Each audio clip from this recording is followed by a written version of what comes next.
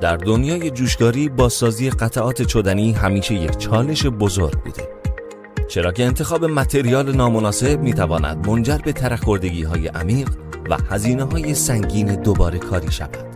الکترودهای پای نیکل با ایجاد یک ناحیه نرم در خط جوش مانع از تشکیل کاربیدهای سخت و شکننده در مرز دانه‌ها شده و از انتشار ترک در حین سرد شدن قطعه جلوگیری می‌کنند.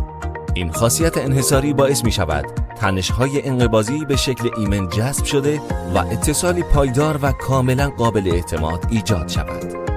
ما در آلیاژ جوش پارسه با تکیه بر سالها تجربه در مهندسی جوش، بهترین و با کیفیت ترین متریال‌های تخصصی را برای پروژه‌های صنعتی شما تأمین کرده ایم تا بالاترین استانداردهای متالورژیکی را به کارگاه شما بیاوریم.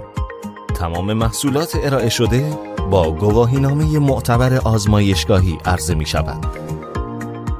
برای تأمین تخصصی ترین متریال جوشکاری و استعلام قیمت همین حالا به وبسایت ما سر بزنید یا با تیم فنی آلیاژ جوش پارسه تماس بگیرید.